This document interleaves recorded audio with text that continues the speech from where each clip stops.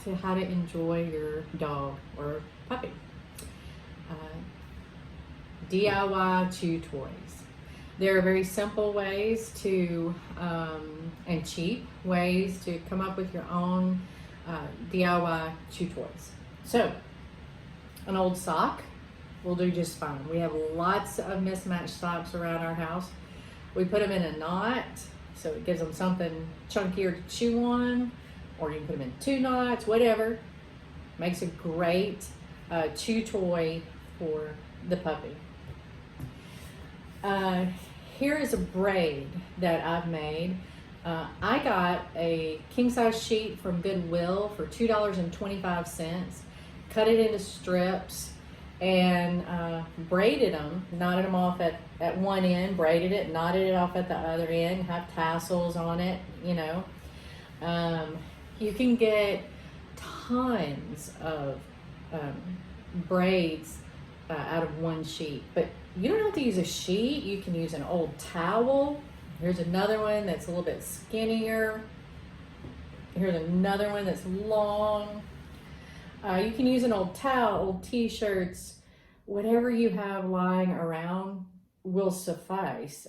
You cut it in strips, you braid it. They sell these at the store already braided for, you know, anywhere from $5 to $20, depending on how thick the braid is, and you can just do it yourself for pennies. And by the way, I just got all of these out of the washing machine, so you can pick them up, throw them in the wash, get them out. It's done. We do put these in every room of the house. This is just a fraction of what we have. We always have chew toys wherever the puppy might be to have at the ready. Another option is taking an old sock, which you just have so many mismatched socks. Take a plastic bottle, remove the cap and the little ring that the cap attaches to. This is for a young puppy. This is a very flimsy bottle. Great noise. So at 8 weeks, when your puppy comes to you that young, most of them aren't extremely aggressive chewers as far as being able to get through this sock into the plastic. The sock is there to prevent the dog or puppy from ingesting the plastic. Now this is not for, say, my older dogs. They could chew through this sock and get to the plastic and they could ingest the plastic. That's not what I'm talking about. So you put the bottle in there, you knot it off so that it cannot get to the plastic, and voila.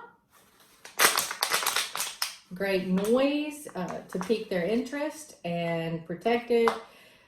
Use common sense. If they can get to the plastic, you don't want to do this.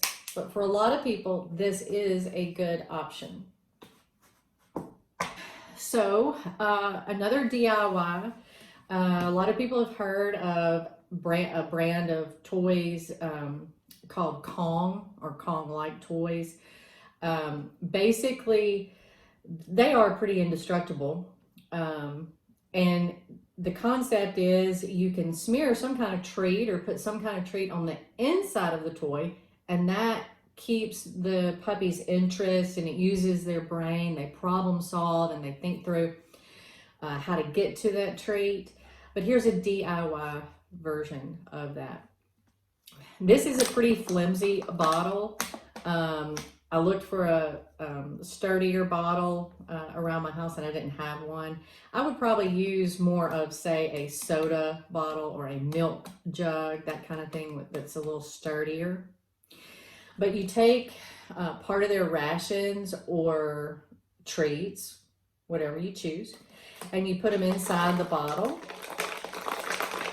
And you want to crimp off the top a bit. We don't want the treats flying out too easily. You crimp it off just a little bit and introduce that smell to the puppy. They can smell if those treats are in there.